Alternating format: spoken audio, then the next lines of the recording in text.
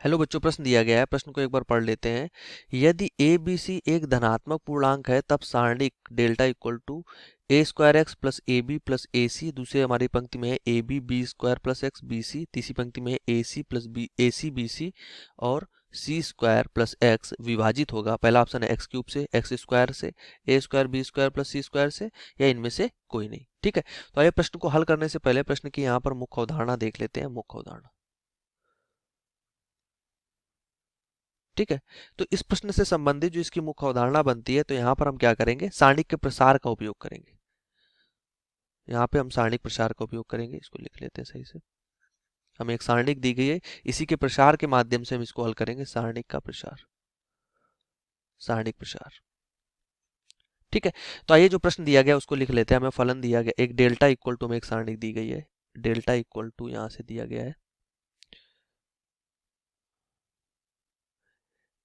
ए square plus X, फिर है a B, फिर है हमारे पास ए सी, फिर है ये A B B square plus X, फिर है बी सी, और फिर है ए सी, फिर बी सी, और फिर सी स्क्वायर प्लस एक्स। ठीक है, तो आइए यहाँ पर इसका प्रसार कर लेते हैं। तो अगर हम यहाँ पर क्या करते हैं, R1 के अनुदिश डायरेक्टली प्रसार कर रहे हैं। R1 के अनुदिश, फर्स्ट पंक्ति जो है, पहली पंक्ति R1 के अनुदिश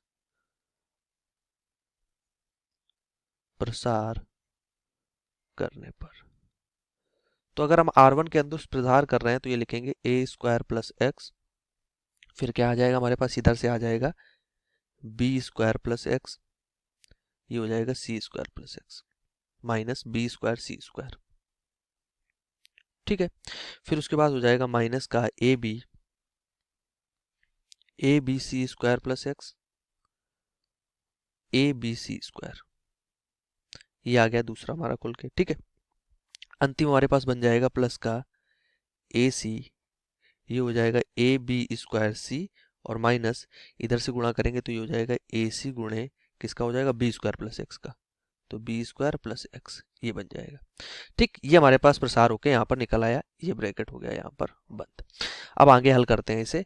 तो यहाँ से आगे से अगर खोलते हैं तो ये हो जाएगा ए स्क्वायर प्लस एक्स, इसको ऐसे रहने दो, अंदर खोल देते हैं तो ये हो जाएगा बी स्क्वायर सी square plus x B square plus x सी square plus x square minus b square सी स्क्वायर। ठीक, ये खुल गया। अब दूसरा वाला खोलते हैं तो यहाँ से लिख लेते हैं माइनस का ए बी, ये हो जाएगा A B C square plus का ए बी एक्स, और फिर आ जाएगा हमारे पास माइनस, यहाँ से ए बी एक्स के बाद आ जाएगा minus a B C square plus का ए सी, ये हो जाएगा ए b square c minus a b square c, और ये हो जाएगा माइनस का ए सी एक्स। अब ये देखो यहाँ से ये कट रहा है, इस ब्रैकेट में ये देखो ए बी सी स्क्वायर से A B C square cut रहा है, यहाँ बी स्क्वायर सी स्क्वायर से बी स्क्वायर सी स्क्वायर कट रहा है। अब जो बच रहा है उसको लिख लेते हैं। तो ए स्क्वायर प्लस एक्स ये बचा, इधर हमारे पास क्या बचा, ये बचेगा यहाँ पर X B square X square और एक्स सी स्क्वायर, तो यहाँ एक्स स्क्वायर लिख लिया, एक्स सी स्क्वायर और एक्स बी स्क्वायर, माइनस इधर बचा है ए स्क्वायर बी स्क्वायर, यहाँ से इसका हमने गुणा कर दिया है और एक्स, और माइनस इसमें बच गया ए स्क्वायर सी स्क्वायर और एक्स। ठीक, अब यहाँ से इसको लिख लेते हैं। अब ये जो हमारे पास ए स्क्वायर प्लस एक्स है, इसको यहाँ पर अगर हम यहाँ पर अंदर खोल लें तो ये हो जाएगा ए स्क्वायर एक्स स्क्वायर, फिर बन जाएगा ए स्क्वायर एक्स स्क्वायर सी स्क्वायर एक्स। ठीक, फिर हो जाएगा इसके साथ अगर कर देंगे तो ये भी हो जाएगा ए स्क्वायर बी स्क्वायर एक्स, ए स्क्वायर बी स्क्वायर एक्स।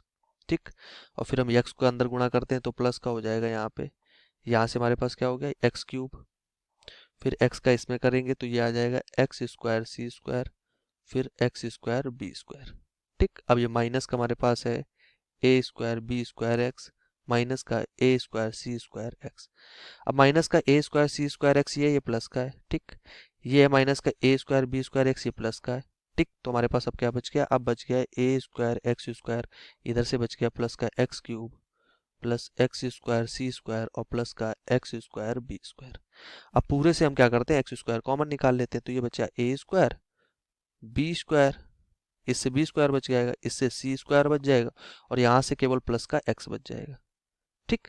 तो यही हमारे पास इस प्रश्न के लिए उत्तर बनेगा जब इसको हम प्रसार करके हल कर लेंगे। तो उत्तर का अगर हम यहाँ पे जांच करनी है तो हमें प्रश्न में क्या निकालना, हमें ये बताना है कि ये किससे इससे कौन कौन किसको विभाजित करेगा। ठीक, ये विभाजित होगा किससे, एक्स क्यूब से विभाजित होगा। तो यहाँ से देखते हैं नहीं होगा क्योंकि यहाँ पे एक्स स्क्वायर है। यहाँ पे एक्स स्क्वायर से, हाँ एक्स स्क्वायर से हो जाएगा। ए स्क्वायर बी स्क्वायर सी स्क्वायर से नहीं होगा क्योंकि वहाँ पे साथ में प्लस एक्स लगा हुआ है ये। ठीक है। और ये चौथा क्या है, इनमें से कोई नहीं। तो दूसरा ऑप्शन हमारा करेक्ट हो जाएगा कि बी जो हमारे पास है वो सही उत्तर है कि एक्स स्क्वायर से विभाजित होगा। तो आशा करते हैं प्रश्न का उत्तर आपको समझ में आया होगा। धन्यवाद।